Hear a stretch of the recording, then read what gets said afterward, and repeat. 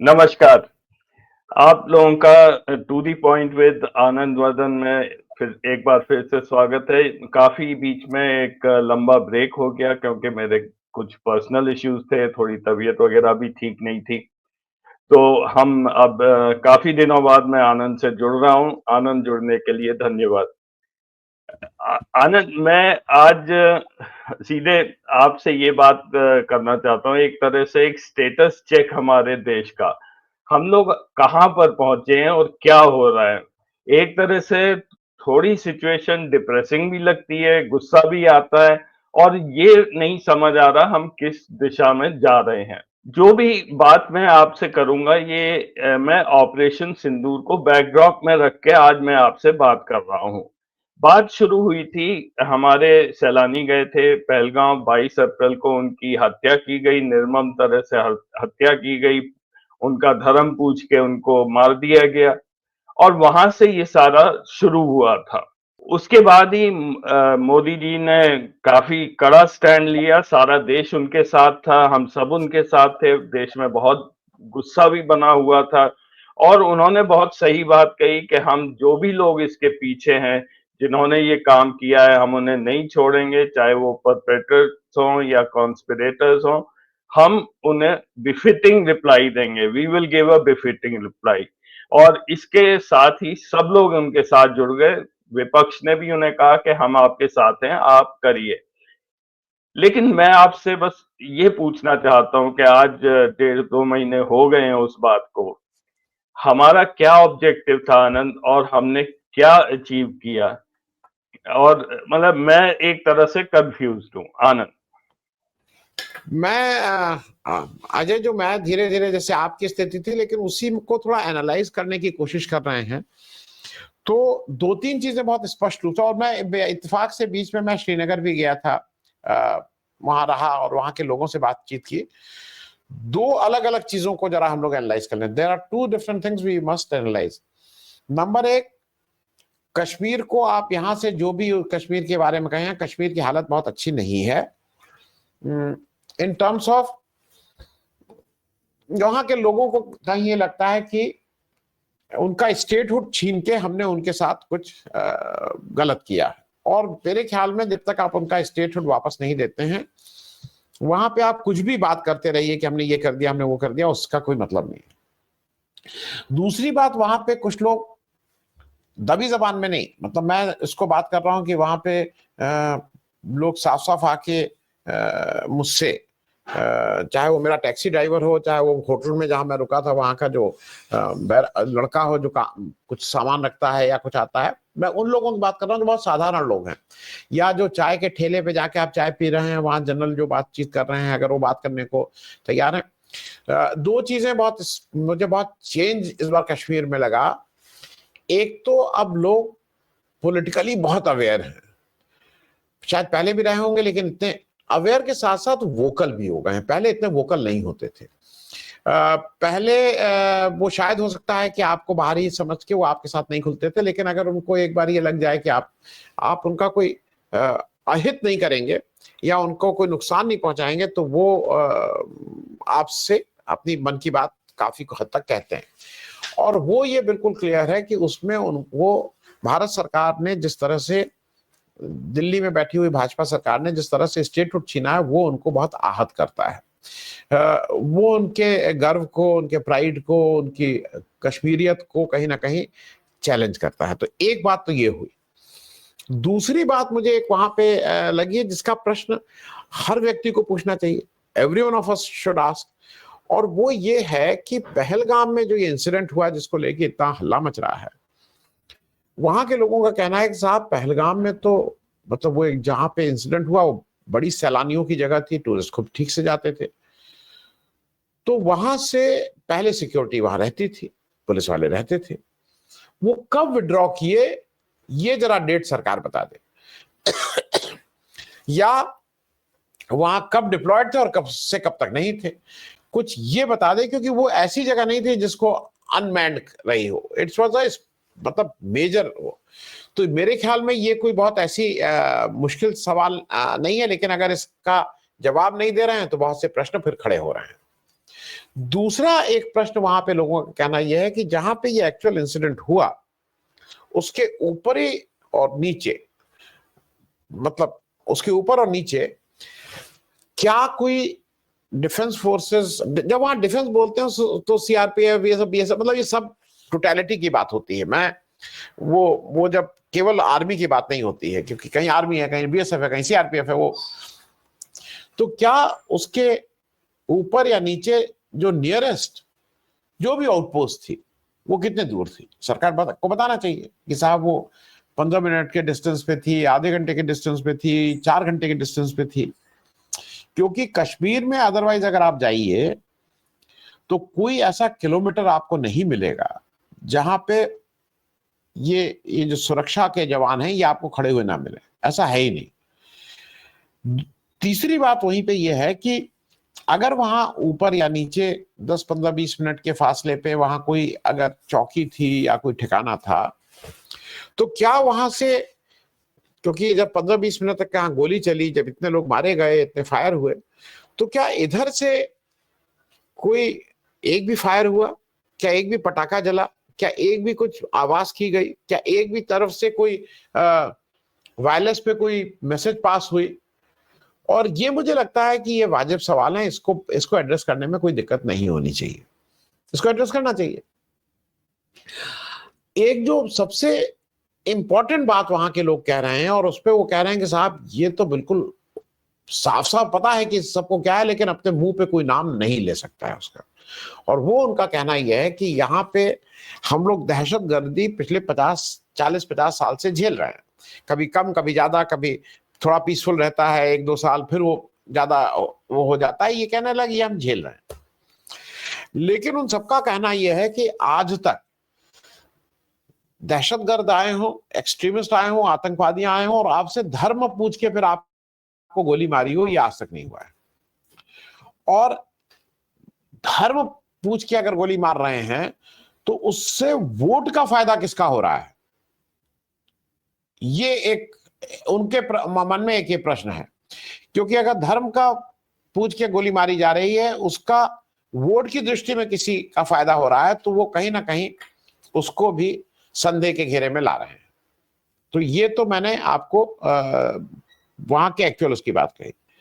मैं दूसरे पक्ष, अगर आप दूसरे पक्ष का क्वेश्चन करना चाहें कर देंगे, नहीं तो फिर कहिए तो मैं इसी को और कंटिन्यू करता हूं, जैसे चाहिए अजय। मैं इसी संदर्भ में आपसे एक और प्रश्न पूछ लेता हूं, फिर आप कंटिन्यू कर लीजिएगा जैसे भी आपका नरेशन हो। आनंद, ये हमें देश में कभी ये बताया नहीं गया कि हमारा कितना लॉस हुआ, कितने हमारे जवान मारे गए या हमारे हवाई जहाज गिराए गए। ये within the country there was no statement either from the prime minister or the defense minister। जब भी कोई हमारा डिफेंस मिनिस्ट्री से या आर्मी से बाहर गए हैं, वहां पे उन्होंने स्टेटमेंट्स दिए हैं।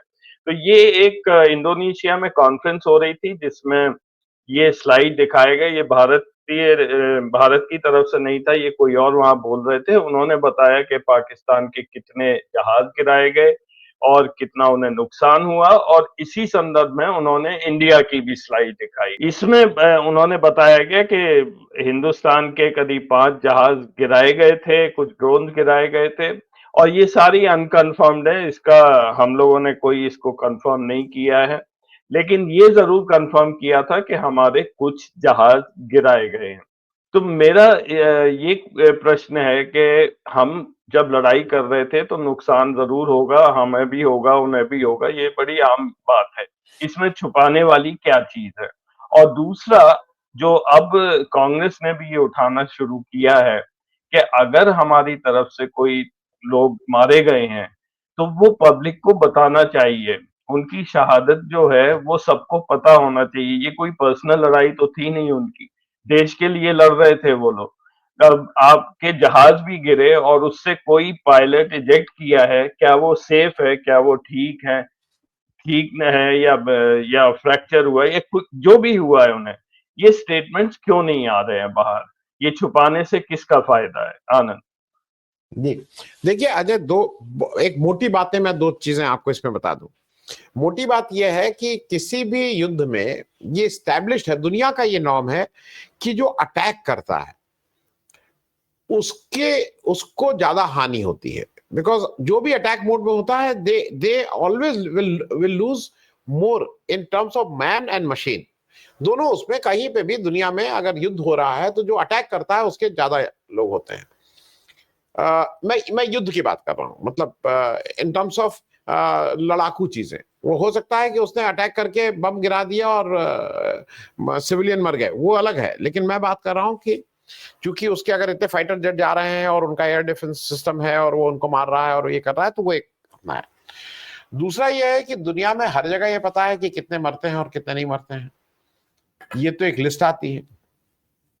लिस्ट ये आ रही है कि पैलेस्टीन, जो गाजा में लड़ाई हो रही है, वहां पे जब पहला अटैक हुआ, जब हमास ने पहला अटैक किया था, तो जैसा कहा जा रहा है कि शायद, अगर मैं if I am not wrong, जो फिगर्स आई थी वो शायद 1200 लोग पहले अटैक में उन्होंने मारा था, शायद 1200, और 250 लोगों को उन्होंने गिरफ्तार कर लिया था या होस्टेज बना लिया था, मतलब इजराइली जूस को। उसके जवाब में जो ऑफिशियल फिगर्स है वो कह रही है करीब 60,000 लोगों को गाजा में इजराइल ने वहां बम डाल के वो करके करीब 60,000 मतलब वहां पे लोग मारे जा चुके हैं हमास के। तो ये बहुत बड़ी फिगर है। लेकिन इस फिगर को हमास भी ये नहीं कह रहा है कि नहीं नहीं हुआ है, हुआ है। और अगर आप एक इस तरह की लड़ाई लड़ रहे हैं तो ये होगा। ईरान ने भी कहा है कि हाँ इतने ज्यादा लोग मरे हैं, यूक्रेन कह रहा है इतने ज्यादा लोग मरे हैं, रूस एडमिट कर रहा है कि इतने ज्यादा लोग मरे हैं।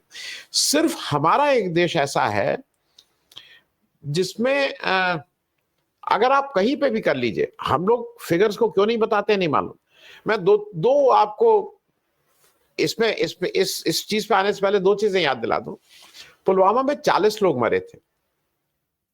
आपने कितने मारे? आप तो कहते थे कि एक के बदले 400 मारेंगे कि 1000 मारेंगे, कुछ इस तरह की स्टेटमेंट करते थे। गलवान में 20 लोग मरे थे। आपने कितने मारे? आप तो कहते थे ना हम एक एक का बदला लेंगे और एक के बदले में इतने मारेंगे।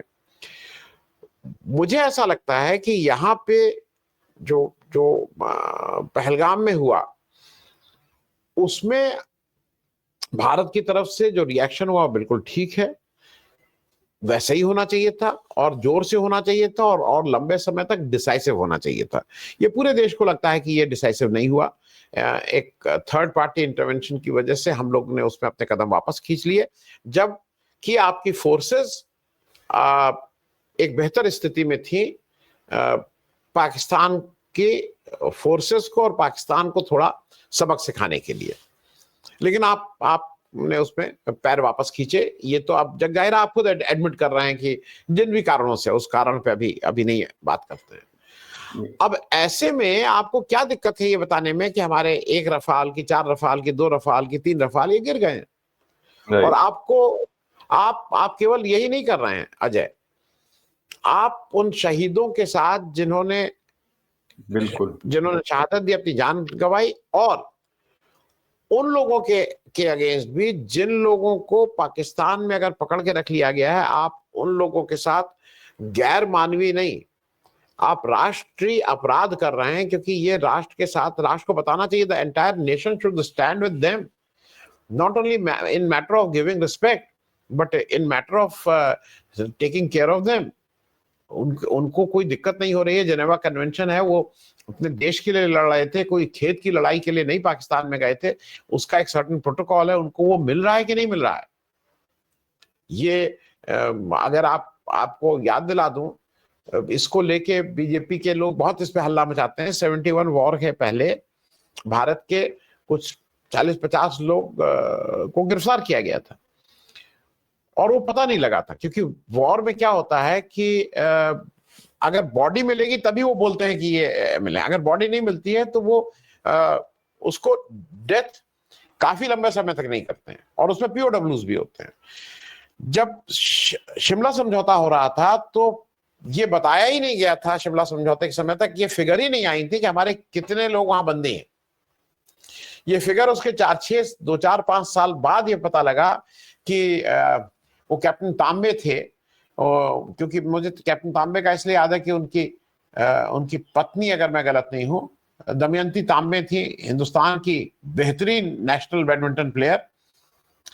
वो अपने पति के को छुड़ाने के लिए बहुत लंबे समय तक एक उन्होंने लड़ाई लड़ी थी, लेकिन वो पति उनकी जेल में थे। उस पे बहुत से पिक्चरें भी बनी हैं, लेकिन वी नेवर न्यू दैट। आज की तारीख में अगर आपको पता है और आप इसको छुपा रहे हैं, तो आप इस राष्ट्र के साथ अपराध कर रहे हैं, इससे कम कुछ नहीं है। और जहां तक रही ये बात, आप नहीं मानिए, कैप्टन भाई जो हमारे कैप्टन शिव कुमार थे, जो उस इंडोनेशिया के उस कॉन्फ्रेंस में थे, उन्होंने तो बताया, उन्होंने माना, उन्होंने कहा हाँ ये हुआ है। तो आप मानिए चाहे न मानिए, वो दूसरे सोर्सेस से आएंगे, आप अपने सोर्स से बताए रहेंगे, तो लोगों के पास एक ऑथेंटिकेटेड फिगर रहेगी कि साहब ये भारत की फिगर और हम इसी के साथ हैं। आप अगर झूठ बोलने में, क्योंकि आपको लगता है फिगर देते ही वो ये हो जाएगा कि इतने कैसे हुए, इतने कैसे गिरे, कोई वो नहीं है। युद्ध अगर आप कर रहे हैं तो युद्ध में जान माल की हानि होगी होगी। ये युद्ध जो जो जो सेना में है उसको ये पता है कि जब वो सेना में भर्ती होता है तो उसको पता रहता है कि वो जा रहा है, उसका जान और माल इस देश के हवाले करके जाता है। लेकिन अगर उसके उसकी उस सेक्रीफाइस को अगर हम याद भी ना करें, तो वो शायद हम लोगों के तरफ से बेईमानी है। अजय जी, आनंद, अब मैं थोड़ी बात करूंगा आपसे। जब ये ऑपरेशन सिंदूर शुरू हुआ था, उसके आई थिंक 1-2 दिन बाद ही हमने सारी न्यूज चैनल्स और यूट्यूब चैनल्स पाकिस्तान की हमने इंडिया में बैन कर दी थी, उनके ट्विटर अकाउंट्स वगैरह बैन कर दिए थे।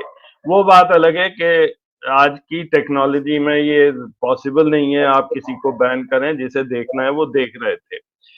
अब ये कब ये वापस आ गई, ये डेट मेरे को नहीं पता है, ये मैं आज का दिखा रहा हूँ। आप सारी पाकिस्तानी चैनल दोबारा से हम लोग देख सकते हैं, और वो ही नहीं, आप इसमें कुछ हिंदुस्तानी चेहरे भी देखेंगे जो उनके साथ इंटरव्यू भी कर रहे हैं।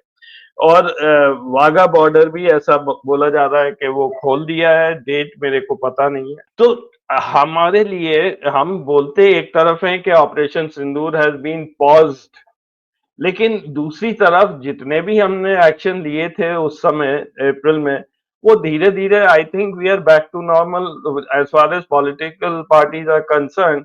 इट्स ओवर, जो खत्म हो गया, ऑपरेशन सिंदूर भी खत्म हो गया, और जो आपने पॉलिटिकल ऑब्जेक्टिव बताया है शायद वो अचीव हो गया है, इसलिए ये बात बिल्कुल, we are back again to normal. आनंद।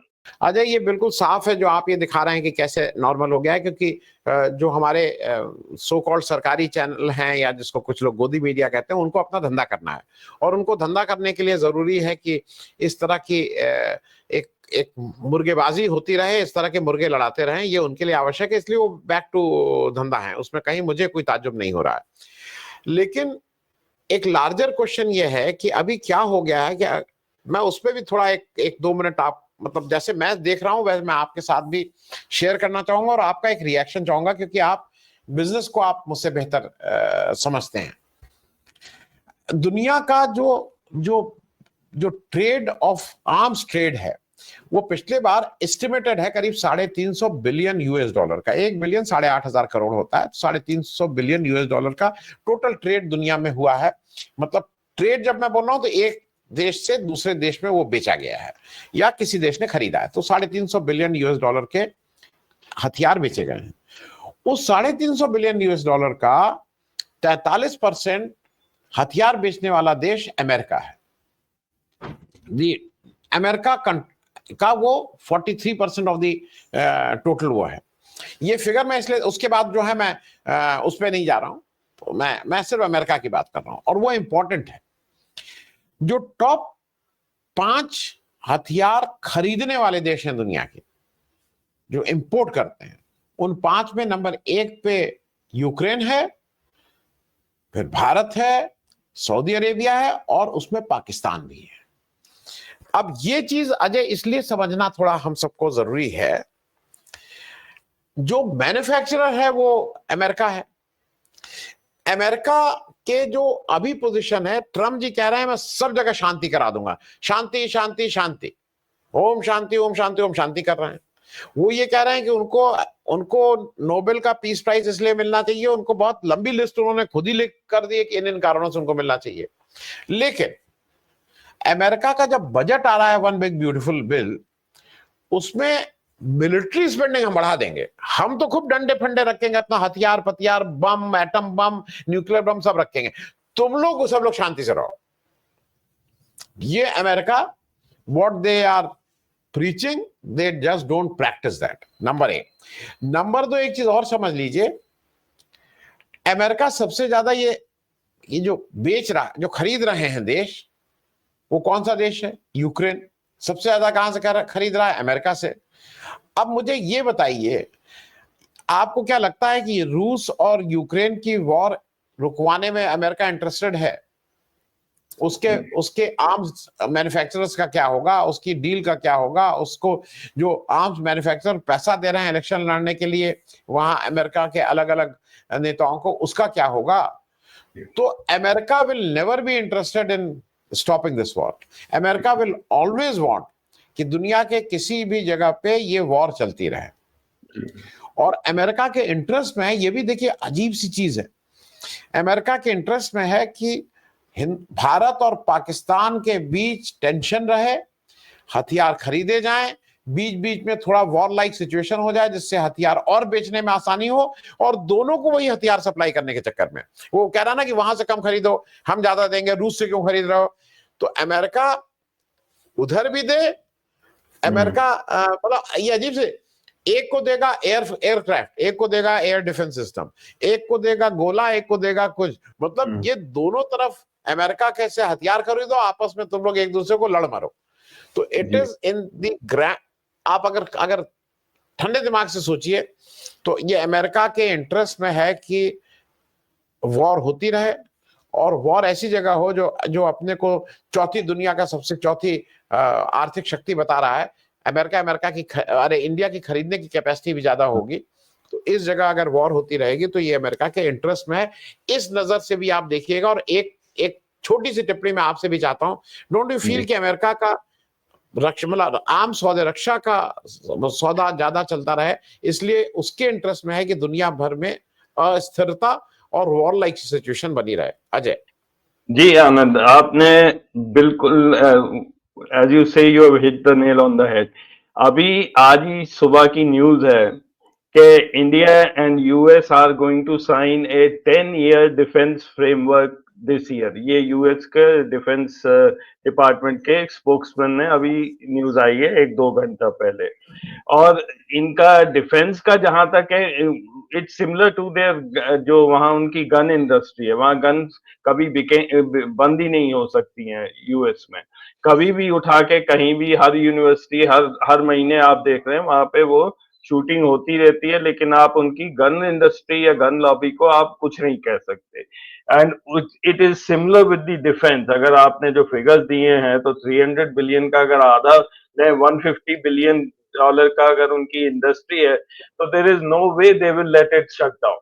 और यूक्रेन में लड़ाई होगी, इसराइल और ईरान में होगी, इंडिया पाक में, ये सारी चीजें ऐसे की ऐसी रहेंगी। दिखावे के लिए जरूर है क्या पीस करेंगे, ये करेंगे, बट फैक्ट विल रिमेन कि ये we will keep living in turbulent times, जो हालत हम सबकी हो गई। आनंद, अब लास्ट में मैं जरा मोदी जी पर आता हूं कि ये ऑपरेशन सिंदूर को हो गया 2 महीने, इन्होंने वक्तव्य दिए, उसके बाद ये सामने नहीं आए, और अब ये चले गए हैं अपनी विदेश यात्रा पर। तो ये नक्शा है जहां मोदी जी जा चुके हैं। लाल देश ऑलमोस्ट पूरी दुनिया ही कवर्ड है, और जो ग्रे में है वहां लिखा है मोदी जी बकेट लिस्ट, यानी कि ये बच्चे हैं और जब तक ये प्रधानमंत्री रहेंगे ये वहां भी जरूर जाएंगे। मेरे को लगता है अगले 1-2 साल में इनकी विदेश यात्राएं बढ़ेंगी। ये अभी तक 76 देश जा चुके हैं मोदी जी। अब ये जाते किस लिए हैं ये आज तक समझ नहीं आया। मैंने एक एग्जांपल के तौर पर ये फिगर लगा दिया है बगल में, जो एफडीआई का है, कि ये 25 मई के फिगर हैं आरबीआई के। हमारा एफडीआई ऑलमोस्ट 0 हो गया है 2025 में। तो अगर कोई देश का प्रधानमंत्री इतनी दुनिया की सैर करता है तो वहां करने क्या जाते हैं? आज ये घाना में गए हुए हैं, वहां पे 15,000 भारतीय हैं केवल। नामीबिया ये जा रहे हैं, वहां पे शायद 150 या 300 इंडियंस हैं कुल, और टोटल ट्रेड नामीबिया के साथ $300 मिलियन है हमारा, लेकिन ये वहां भी जा रहे हैं। तो हमारे यहाँ पे ऑपरेशन सिंदूर हो गया, ये सामने नहीं आए, किसी चीज का जवाब नहीं दिया, और when things are getting hot here, तो ये फिर से एक लंबी यात्रा पे निकल गए। तो किस तरह के प्रधानमंत्री मोदी जी साबित हो रहे हैं हम लोगों के लिए? आनंद। अ, अजय, मैं मतलब मोदी जी तो जो कर रहे हैं उस पर तो हम लोग बहुत बोल चुके हैं, लेकिन हो क्या रहा है कि हमारी विदेश नीति पिछले 75-80 साल में इतनी खराब स्थिति में हम कभी नहीं रहे हैं कि हम बिल्कुल तनहा, बिल्कुल अकेले, अलग थलग पड़े हुए हैं। हम एससीओ में जाते हैं, एससीओ में हमारे राजनाथ सिंह साहब अपना कहते रहते हैं, कुछ कहते रहते हैं, राइट। लेकिन वो पहलगाम पे कोई एक शब्द वहां नहीं बोलता है।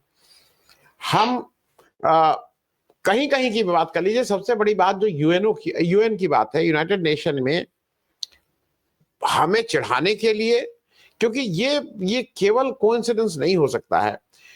पाकिस्तान का चलिए मान लिया कि भाई पाकिस्तान को यूएन का इस समय जो सिक्योरिटी काउंसिल है उसका 1 महीने के लिए वो अध्यक्ष बन गया, वो रोटेशनल बेसिस होता है, मान लिया उसको, तो हो गया। लेकिन उससे पहले जो 15 लोगों की जो सिक्योरिटी काउंसिल है, 10 जिसमें टेम्पररी और 5 परमानेंट मेंबर होते हैं, जिसमें पाकिस्तान इस जनवरी से शुरू हुआ है, उसको चेयरमैन फॉर जो टेरर को रोकने के लिए जो कमेटी बन रही है उसका चेयरमैन बना देना पाकिस्तान को आपको चिढ़ाने जैसा है। मतलब ये कहीं से भी गले बात नहीं उतरती है। इस पूरे इंसिडेंट में पाकिस्तान का तो लग रहा है कि लॉटरी निकल आई है पहलगाम के बाद। पाकिस्तान के जो आर्मी जनरल हैं, जो अब फील्ड मार्शल हो गए हैं, तो अब देखना यह है कि जो मोदी जी हैं वो विदेश नीति के हिसाब से हम बिल्कुल जब हम कह रहे हैं बिल्कुल अकेले खड़े हुए हैं, तो हमारे साथ कोई अगल बगल नहीं है। No one is our friend. People are using, अब हम क्वाड में बहुत खुश हुए हैं कि पहला, पर वो हम चाइना बैशिंग के लिए क्वाड में यूज किए जा रहे हैं। चाइना को जितना क्वाड में कहा गया है कि क्या क्या नहीं कहा गया है चाइना के लिए, कि चाइना ये करता है, चाइना वो करता है, चाइना, तो आपने क्वाड में जाके क्या किया, आपने चाइना को खूब गाली देने का आपसे काम करवाया गया। मैं एक बात इसलिए कह रहा हूं, मैं फिर से आज उसको रिटेरिएट कर रहा हूं, नॉन अलाइन मूवमेंट और सार्क। सार्क तो हमारा रीजनल था ना, हम 8 देशों का था। वो 2014 में उसकी लास्ट मीटिंग हुई थी नेपाल में। नेपाल उसका लास्ट मीटिंग, हम बोला, हम समिट की बात कर रहे हैं, समिट जिसमें राष्ट्राध्यक्ष आते हैं, और वो टर्न वाइज रोटेट होता रहता है, एवरी कंट्री 2 साल में एक बार वो होगा। 2016 में पाकिस्तान को करना था। हम पाकिस्तान इस उस पे नहीं गए कि हम नहीं जाएंगे, क्योंकि उड़ी उससे पहले हुआ था। 2016 से आज 10 साल होने को आ रहे हैं, हमने सार्क की मीटिंग होने नहीं दी। वी आर, बिकॉज पाकिस्तान कहना है भाई मेरा टर्न है, आप नहीं आएंगे तो मीटिंग नहीं होगी, मीटिंग नहीं हो रही है, तो आप कुछ भी कह लीजिए, जिम्मेदारी तो हमारी है। दुनिया में आज आप कनाडा में जाके, जिसने आपके ऊपर बिल्कुल साफ साफ आरोप लगाए थे, आपको वहां पे भी जाना पड़ा, आप कनाडा भी गए, आप सब जगह जाके बात करने को तैयार हैं, लेकिन आप सार्क में जैसा इनिशिएटिव जो जिसके आप मुख्य सूत्रधार थे, उसमें आप नहीं जा रहे हैं। नैम में को करीब करीब नैम की वो धमक ही नहीं रह गई है, क्योंकि आपको लगता है नैम एम क्या है, नैम से कोई मतलब नहीं। तो मेरा सिर्फ कहना यह है कि मोदी जी 76 नहीं, जो आपने फिगर दिखाई, वो पूरी दुनिया घूम ले, दुनिया घूम के वो जो हमारे डोमेस्टिक समस्याएं हैं उससे मुंह फेर सकते हैं, कुछ देर के लिए उसको भूल सकते हैं, कुछ देर के लिए भुला सकते हैं, कुछ देर के लिए लोगों को कर सकते हैं कि नहीं नहीं यहाँ कुछ नहीं है, सब ठीक है। लेकिन मुंह फेर लेने से मणिपुर की समस्या हो, या कश्मीर की समस्या हो, या इलेक्शन कमीशन जिस तरह से इलेक्टोरल रोल के साथ खिलवाड़ कर रहा हो, वो एक समस्या हो, उससे तो मुंह नहीं मोड़ा जा सकता है। बीच में मेरे यहाँ से इंटरनेट चला गया था। एनीवे आनंद, जुड़ने के लिए बहुत बहुत धन्यवाद। अगले हफ्ते फिर आपसे मुलाकात होगी। तब तक के लिए सभी दर्शकों को नमस्कार।